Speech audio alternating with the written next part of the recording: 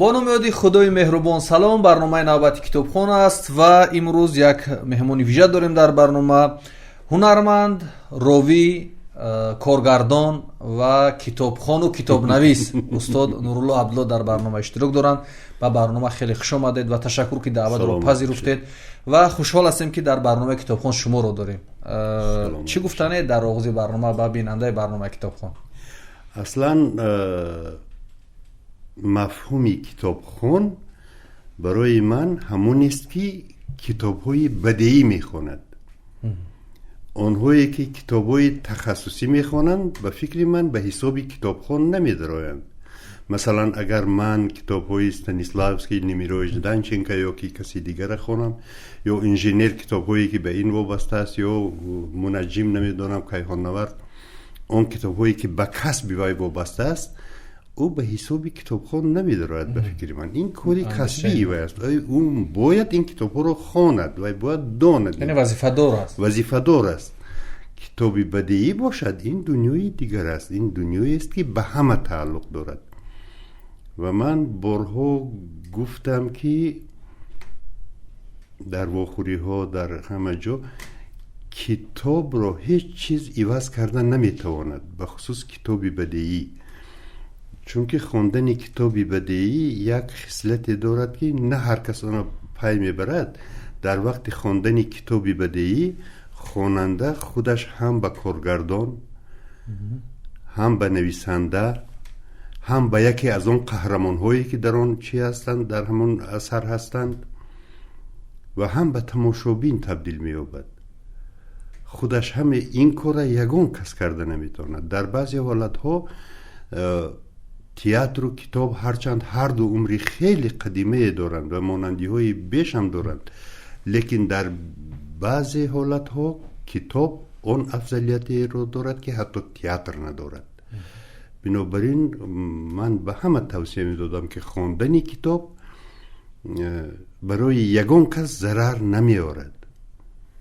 همون خیلی که رودکی بزرگ استادی ما فرموده است، دانشان در دل چراغی روشن است و از همه بد بر تنی تو جوشن است. شما مؤلفی یک برنامه خوب هستید، بی‌غرض پند، و وقتی که ما بی‌غرض پند میگیم حتما در تاجیکستان پیش نظر آنهایی که این برنامه را دیدن سیمای شما میآید.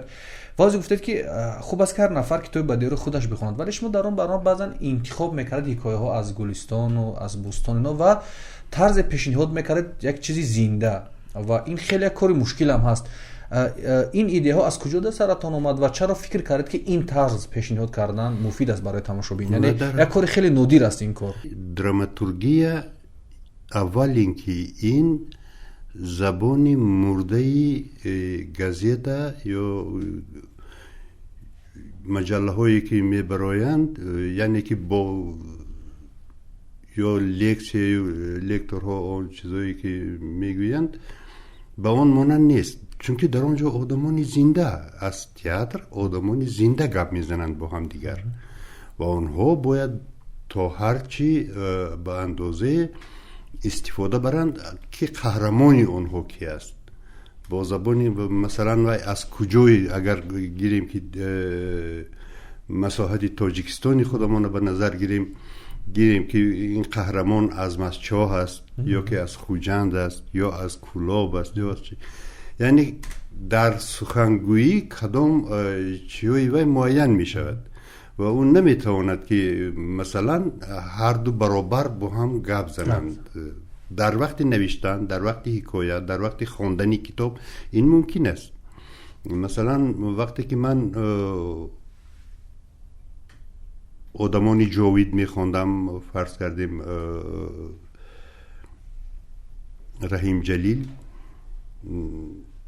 و اونقدر به من نزدیک بود که من نمیدونم کودک صنف 5 یا 4 بودم وقتی که این کتاب خوندم و هیچ فکر نمی کردم مثلا که این از کدام چی است. من در یکی از اون قهرمان ها خودم میدیدم، ولی که من وای پولادم یا که کدام دیگرشم یا قهرمان دیگرش. همین خیلی سوپی جوانی مو که تا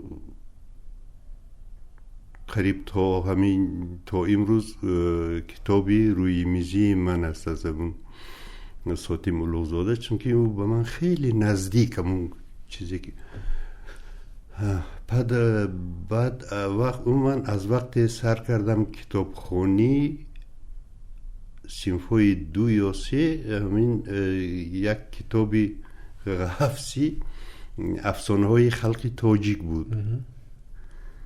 خیلی کتابی خوب. من از همون آغاز کردم و بعد آهسته آهسته خیلی تا صنف ششم من الکی گویا که اثرهای عینی و نویسنده های خودمون خواندم. چی تشویق شد؟ یعنی خودتون آمدید گرفتید کسی برای شما تشویق کرد یا جای فکر کردید؟ یعنی چی عامل بود فکر میکرد از دیدگاه امروز، از نگاه امروز که در این سن رسیدید و رفتید عقب که از صنف دومی خوندید اون افسانه ها رو؟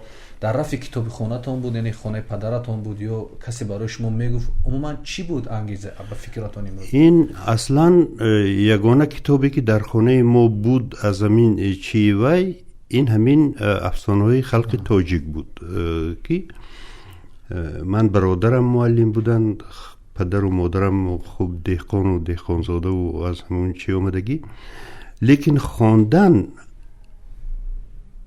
به نزدیکی یک واقعی عجایبی شد. من در ناحیه عینی در همون نزدیکی های مچا چند وقت نواری فیلم داشتیم همراه همین بهرام جان، پری از پس کوه قاف، همین خیلی یک فیلم وای گرفتو. بعد چند بار همون رئیس ناحیه به خبرگیری ما آمد، همونجا آمد که شنیدم استاد آمده در اینجا همین.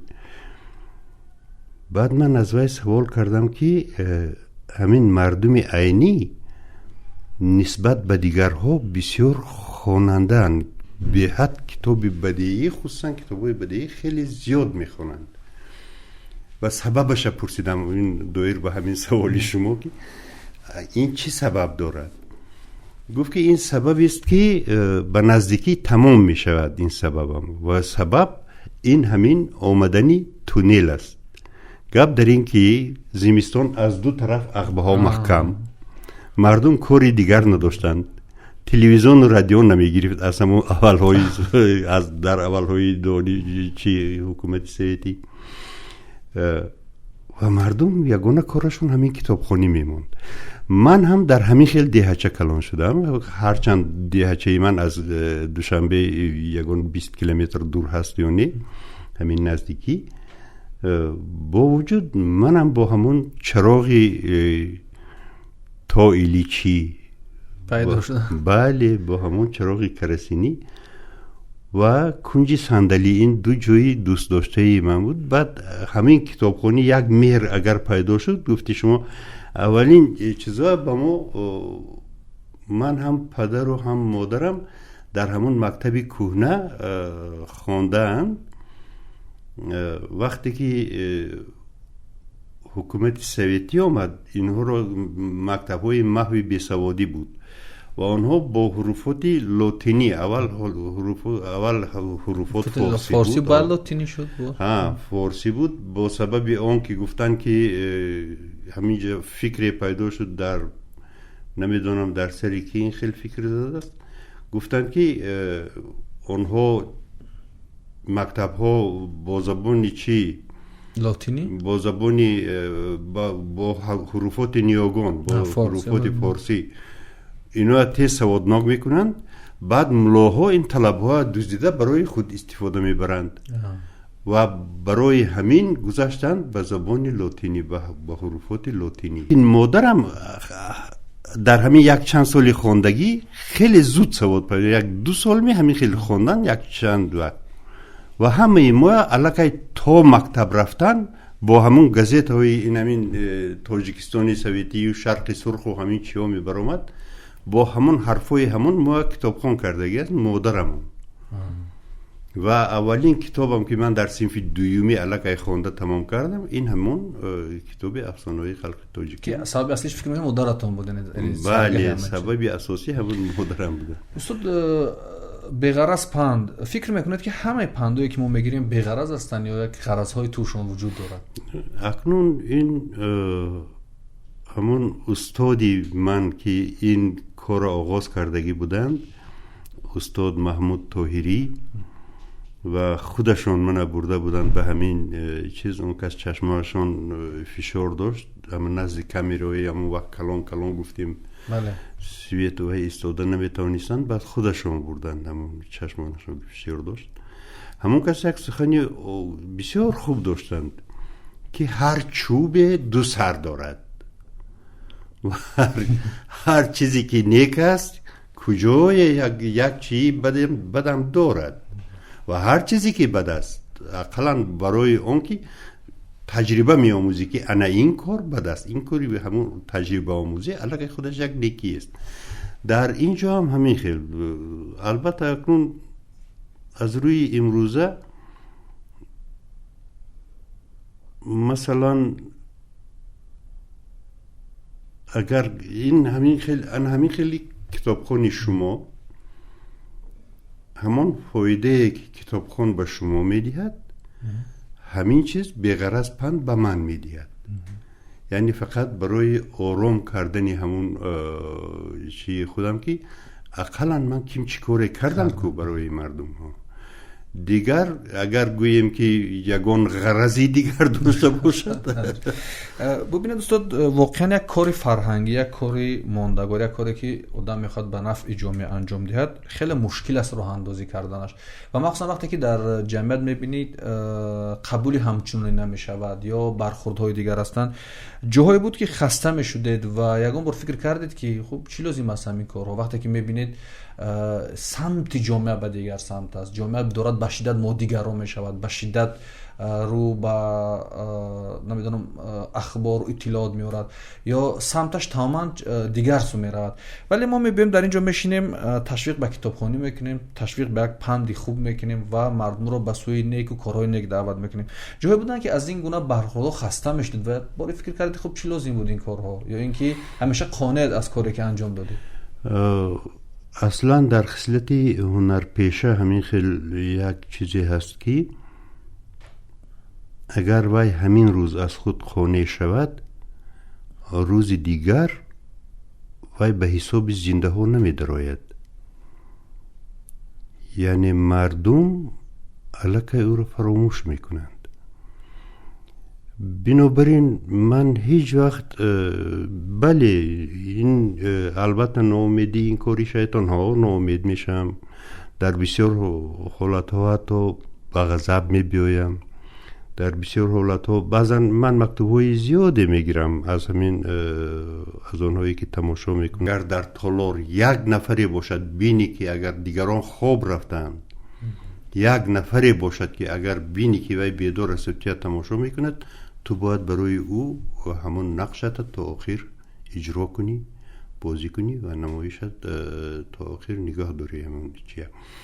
بنابراین خیلی گفتم نسبت به شما این به من آسان‌تر است. من بله اقلا استاد شما یک نسل بودید که یک اودیتور سالم داشتید، یک اودیتور تحصیل دیده داشتید، یک اودیتور داشتید که سخن قدر میکرد و احترام میکرد و شما اهمیت میدید که نسل من تو رفت خشن‌تر میشود، تو رفت کمی دورتر میشد، با وجودی که در نسل ما هم هستن افراد کتاب میخونن و شما از تجربه هاتون، از روزگاری که دیده گذشتید و چیزهای زیادی را دیده گذشتید، فکر میکنید اصلی ترین عاملش چی است که نسل من یک کمی دور می شود از اخلاق، از اندیشه، از فکری سالم، از حرفی سالم و حتی کار به جای رسید که بعضی مهمانای برنامه گفتن حتی دیگر خوش متن خوانی هم ندارد و حتی متن رو غلط میخواند. فکر میکنید اصلی ترین عاملش چیه؟ نسل من اون نسلی است که با شعر لایق و با اثرهای چنگیز ایتمتوف و با داغستان منی با اثرهای کلان شدن، خودشان هیچ کس نگفته جشنهای چی استودنت ها، دانشجوی ها، بیگاه ها مثلا به کار نرفته و خانه نرفته، در اودیتوریا خودشان همین خیلی جشنهای شعر تشکیل میکردن و همچی کارها میکردن. نسل امروزه من اونها رو اول گمان میکردم که آن چیزی که من مثلا از کتاب میگرفتم شاید چون واسطه های اخبار زیادتر شدن این دانش از اینجا گیرد، شاید از اینترنت گیرد، شاید از چی گیرد. هرچند من خودم با خواندن کتاب های الکترونی من دیدم برای من همین خیلی می نماید، برای سین سالم برای من دشوارتر است کتاب الکترونی خوندن نسبت به اون کتاب کاغذی که من ورق زده و خودم میخونم. اون لذت، اون کیفیت ندارد. لیکن من نمیدونم که همین کیفیتی که من از این خوندن کتابی چی میگیرم، جوانان حاضر از خوندن کتاب الکترونی میگرفته باشند همین چیه. و در یک پیسه یک درامنویسی گرجی هست، الکساندر چخیدزه. وقتی که از وی میپرسند که تو به جوانان چه خیلی نگاه میکنی، هرچند از آن زمانه تا امروز خیلی چیزا تغییر یافته است، لیکن وی با وجود آن میگوید که اقلا برای اون که اون لباس هایی که من میپوشیدم حاضر برای جوان امروزه وی عجایب نیست. وی میخواهد لباس خودش پوشد، اون چیزی که به وی باوری دارد که این چیز به وی بیشتر میزیبد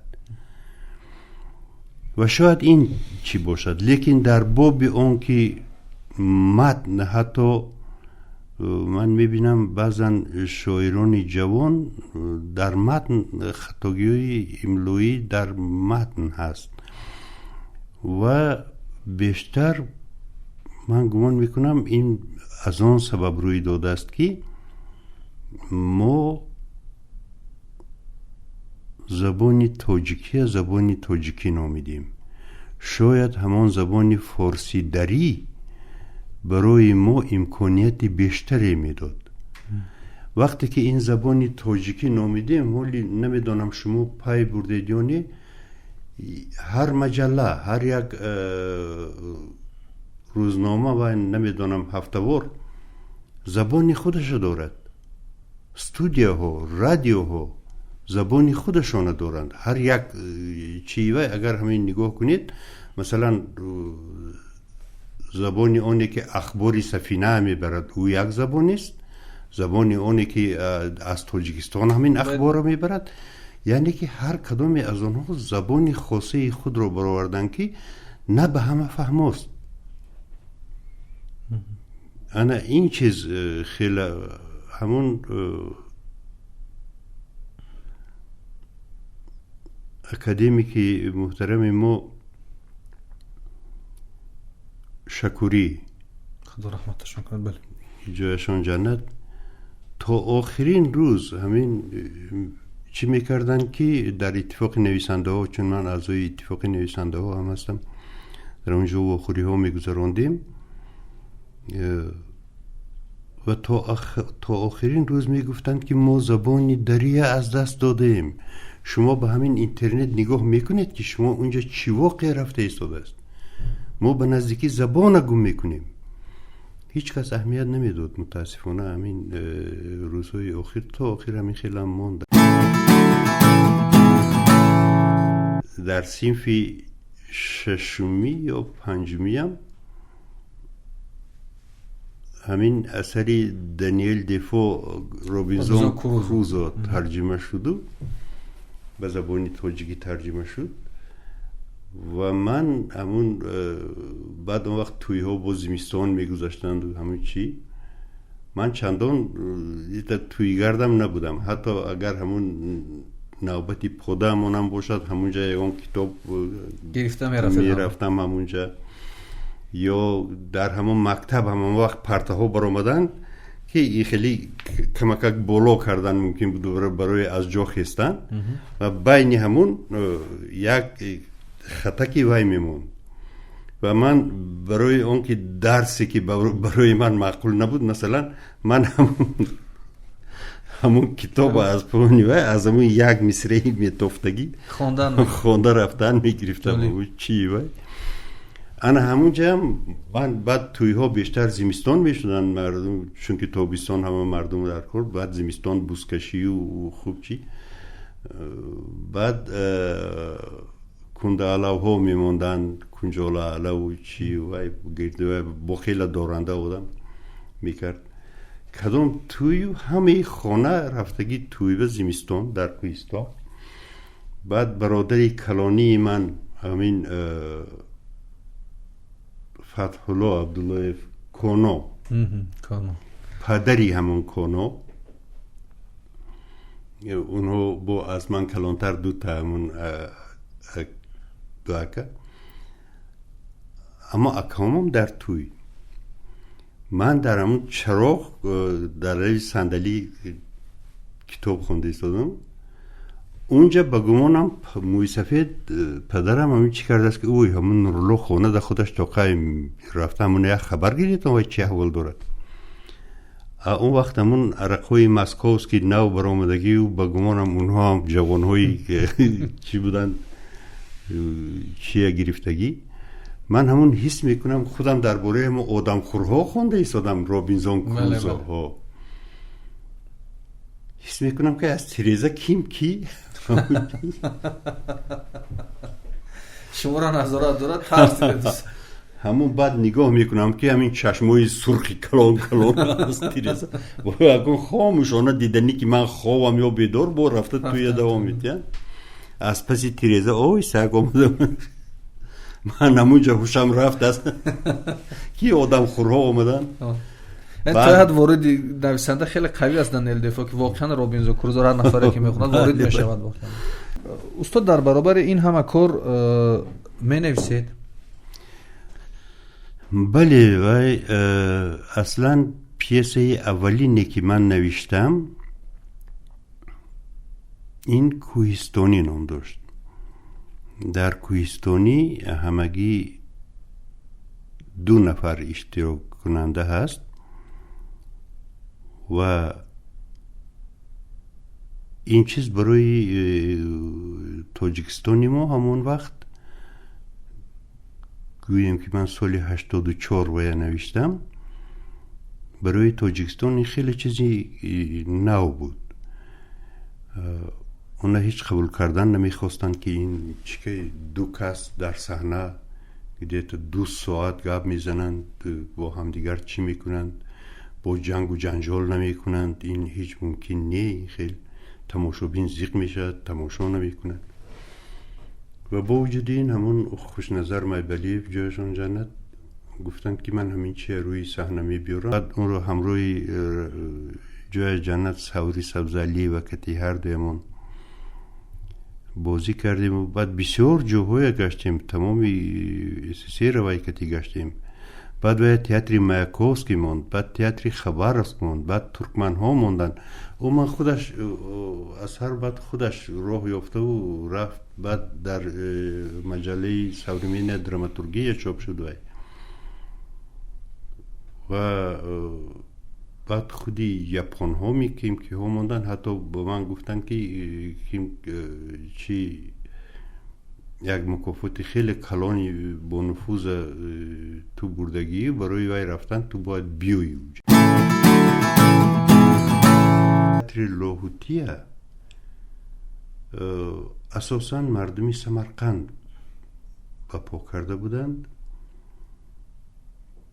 و از این رو تا همین استقلالیت در اونجا همون یعنی که در همان پایه بود، فرهنگ، مدنیت، بحث، تلاش. آخر وی هم یک عائله است و در اونجا همه بحث و تلاش ها هم مناسبتی بین هم دیگر از همین نقطه نظری گویا که در درونی همون تئاتر لاهوتی این یا سمرقندی خوردکه که بود که مردم با تمام چشم انا امروز انا همون فرهنگ نیست، شکسته شد و مناسبتی بین آدمان هم تغییر یافته است. وای مطابق شده است با اون زمانی که امروز ما داریم، به همین مطابق شده است. استاد در برابر بقدر از پند اگر یک جای زیبای شهر در اختیارتون بتن و یک بانر، یک پلاکت کلان باشد که همه اونا ببیند، در اختیارتون بگذارند و اگر همجا یک پند نویسید، یک جمله نویسید، یک شعار نویسید که همه مردم اونا ببینند و بخوانند، شما چی می نوشتید در همون بانر، بگیم در همون پلاکتی کلان، در همون تابلوی کلان؟ همه شما ایزوپ میشناسید، این مثلگوی یونانی قدیم. بله. خوجه نشوه روان کرد که رفته بین که در حمام آدم بسیار است، اگر آدم بسیار باشد ما نمیرویم حمام، اگر آدم کمتر باشد ما میریم حمام. بعد این رفت حمام خبرگیری، نزد همون در حمام به یک سنگ کدامی پرتافته است، هر کسی میگذرد پیشپا میخورد، همونده حقارت میکند، میگذرد میرد. هر کسی از حمام میبرد وای هم همون پیشپا میخورد و با حقارت میکند، میگذرد میرد. بعد کدام عقلش رسید به هر حال همون سنگ برداشت و اون طرف پرتافت. بعد ایزاپ اومده به خوجینش گفت که خوجین در حمام یک آدم است. من هم در همون بانر به گمانم همین چیه می نوشتم. یعنی من است که در شهر یک آدم است. دیلتان برای صحبت‌های فرهنگی، برای انسان‌های با فرهنگ مثل شکوری، مثل لایق، نمیدونم باز کیا بودن در این کوچه‌های شهر که زیب این کوچه‌ها بودن، وقتی که میگذشتند ما واقعا از زبان دیگرها میشنیدیم میگفتن اینها شهر بودن، اینا خودشون پایتخت بودن، یعنی دوشنبه با اینها میجوشید، با اینها زنده بود. و باید کیا باز دلتون تنگ میشود که شما میدیدید اونها نمونه یک کتاب زنده، نمونه یک آثار، نمونه یک فرهنگ. امروز این درد رو احساس میکنید؟ در شهری بیگانه میگردم، نه چون من هنر پیشم با بعضا در فیلم ها و نمیدونم در کجا و اگر فرض کردیم 10 کس من همچون نویسنده شناسد یا 20 کس همچون هنر پیشه شناسد یا کارگردان یا نمیدونم کدام چی دیگر با من سلام علیک میکنند، احوال پرسی میکنند، حتی بعضا توجه، لیکن حتی این سوال ها آن سوال ها نیستن که با آنهایی که من پیشتر فهمیدم. در کوچه سر کرده از با ترسون زاده با میخوردیم، با استاد ترسون زاده با میخوردیم، با لایق شیرالی که دویم گویا که همیشه یک جا میگشتیم، بسیار حالت ها و بازار صبیر همین گویا که این شهر امروز انا از همان آریست، خالی از شهر. بله ما در این سین این شهر را خالی احساس میکنیم، ولی من نمیدونم که شما چخیل احساستان چخیل است که این وقتی این گونه افراد، این گونه شخصیت ها، این گونه هنرمند ها و نویسنده ها و شاعران هستند، این شهر برای شما چه شهری باشد؟ استاد وقتی که دلتون تنگ میشود خیلی میخواهید که کتاب خونید، چه کتابی رو روی دست میگیرید میخونید؟ زمانی وقتی دلتنگی هاتون یا میخواهید که با کتاب تنها نشینید معمولا چه کتاب رو میخونید؟ من از صنف ششم دیگه به خواندن زبان روسی سر کردم، خودآموزی زبان روسی، چون که ادبیات در آن وقت به زبان روسی خیلی بسیار بود. و بعد وقتی که تئاتر کار میکردم الکی همون 300 تومی ادبیات جهانی برآمد و اون رو با کاغذ عوض میکردن، همون کاغذ پره میبردی چند کیلو و ما همراه همین فرخ قاسیموف و خرم قاسیموف و با عزیز روزیف یک چند کس همون کاغذ جمع میکردیم و همون کتاب رفته میگرفتیم. بعد لیکن پولی کتاب من میدادم، همون 3 چندین میستود، یعنی کتاب برای اون که در خونه من هممون میخوندیم کتاب و خوشبختانه کتابو لیکن در خانه من موندن، همون 300 توم. بعد این برآمد، خیلی دوست میدارم وقتایی که میبینم که چی با عالمی روحی با عالمی دیگر فانتاستیکا میخونه، خیلی من نجات میدادم فانتاستیکا ری برید بریو چی هایی میخونم که من از این عالم جدا شده و دور رفته هستم. خیلی جالب که در وقت گرفتار آدم بود فانتاستیکا بخونه. بله و همون برای خلاص شدن از این چی و حتی بعد وقتی اخیر من دیدم حتی زیادتر از 300 منالوگ نوشتم، منالوگایی که چاپ میشن در همون باز در فیسبوک من صفحه خودم دارم، منگر که میگوید بشنو چی میگه. شغل خوب است که وقتی آدم کمی زیق میشود رو به کتاب دارد و در این سنسل با فانتاستیکا خیلی شما رو از مشکل‌های زندگی و از این فکر و از این جامعه و کنده میکند بعد دیگر عالم میبرد. استاد اگر 30 سال بعد شما رو همین برنامه رو همین لحظه شما نگاه داریم و 30 سال بعد نمایش دهیم، شما با فرزندان اون دوره، نسل اون دوره، جوانان اون دوره چه خطاب میکند از این برنامه؟ اگر مثلا نورالله عبدالله رو 30 سال بعد میخواهد یک کسی یک پارچه سخنش رو در موضوع کتاب و خواندن و مطالعه، یعنی با جوانان آینده 30 سال بعد، بله، با جوانان یک پیسه ما الکساندر چخیدзе ترجمه کرده بودم با نام واریسان و یعنی که اونهایی که پشتیبانی من باید باشن، پشتیبانی پدر و مادران، واریسانی گذشته ده و همین خیل اونجا وای از واریسان سخن گفتن میترسد. من از آیندگان که با آنها چی میگویم؟ چون که وقتی که در حقیقت من وقتی که اون کتابای فانتاستیکی میخونم و میبینم که شعوری آدمی زاد تا کدام پایه رسیده است و به کجا روانه است و بعد حالت امروزه خودمون میبینم که ما در کدام پایه و بعد 30 سال اگر همین خیل رفتن گیرد ما به کجا برسیده باشیم. برای همین چیزی گفتنی هم به هر حال میدانم که یک چیز باقی میماند، این دو چیز باقی میماند و هر دوی این چیز باید به همه انسانیت تعلق داشته باشد، این کتاب و تئاتر. از همین دو چیز جدا نشوند. کسی که باشد از جوان تا پیر و بعد 30 سال است و بعد 100 سال حتما به تئاتر روند، چون که یکی از منقدان بزرگترین روس بلینسکی بود و بسیار سخنی خوب دارد که وقتی که دشوار شد به تئاتر روید، به تئاتر بروید، آنجا زندگی کنید و بمیرید. اگر تشکر. بیننده های برنامه کتابخوان سوال بدیم به شما که چه کتابی برایشون توصیه میدید؟ یک از شما توصیه خواهد برای کتاب خوندن، شما چه کتابایی رو توصیه میدید؟ اولین چیزی که در ذهنتون میاد چی توصیه میدید برای بیننده برنامه کتابخوان، اونهایی که کتاب میخونن؟ بله بله بله، این البته به ذوق آنها وابسته است. البته اگر وای کتابای علمی و کتابای وای باشد، خیلی مثلا کتابای تاریخی خودمون گیریم که دیوان مولوی یا که شاهنامه فردوسی، این چیزها باید بخونیم.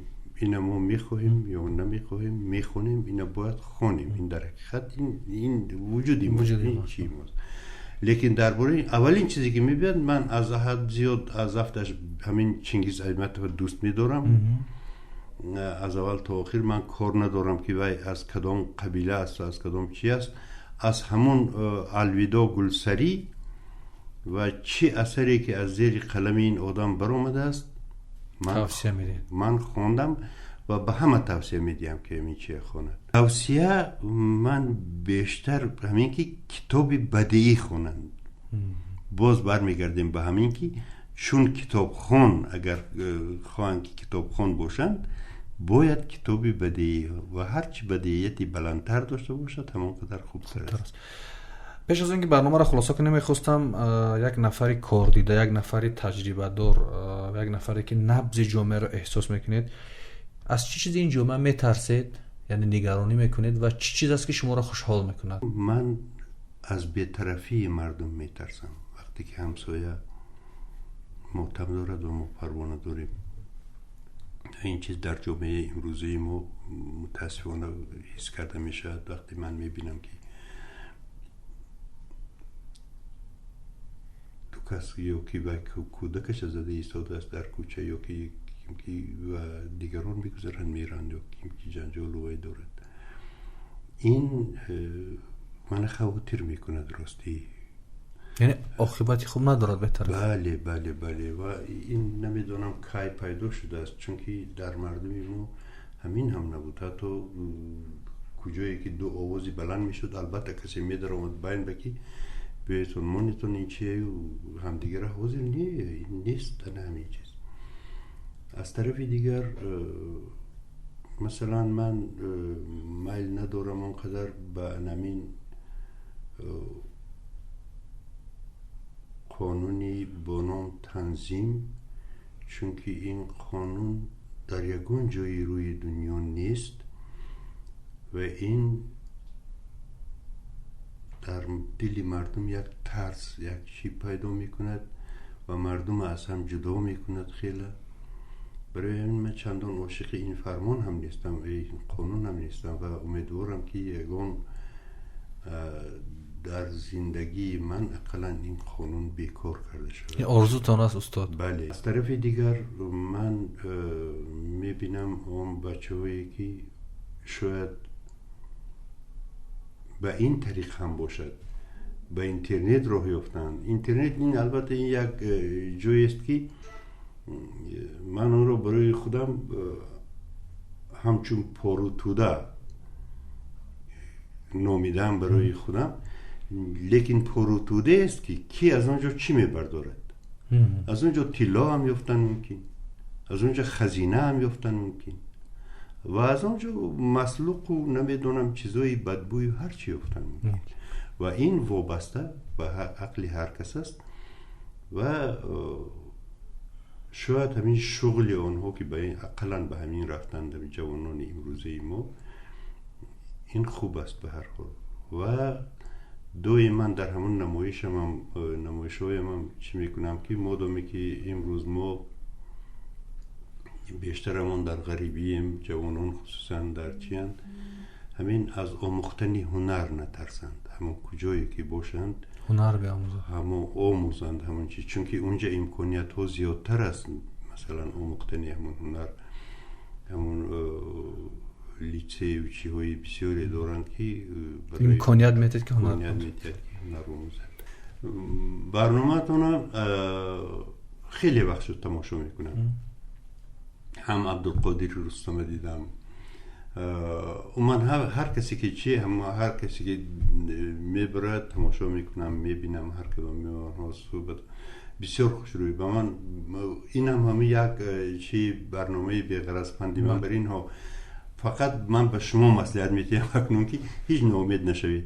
من گمان میکنم که همه کار خوب میشد، چون که روز تا روز به هر حال آدمیت باز میگردد به همون چی کتاب و من فقط آرزوی آن دارم که همین برنامه هر روز با گل شکوفانه تر شود و من هم بی‌غرض پندی خودم به اینجا بیارم. وقتی رفت آن شوخ و بر ما کرد بیداد از فراق او به فریادیم، فریاد از فراق. یار با اغیار ما محروم کی باشد روا، دشمنان شاد از وصال و دوست ناشاد از فراق. در فراقت حالم از هر مشکل تر است، هیچ کس را این چنین مشکل نافتاد از فراق. در بهار از نکهت گل بوی وصلت یافتم، وه که می آید خزان و می دهد یاد از فراق. داد و فریاد هلالی گفته ای از دست کیست، این تغافل چیست، فریاد از تو بود، داد از فراق. خیلی شاد هستم که در برنامه حضور پیدا کردید. تشکر که دعوت ما رو استاد پذیرفتید و در برنامه اشتراک کردید. این برنامه کتابخوان بود. تا برنامه آینده در حفظ و پناه خدا باشید. خدا یار و مددگار.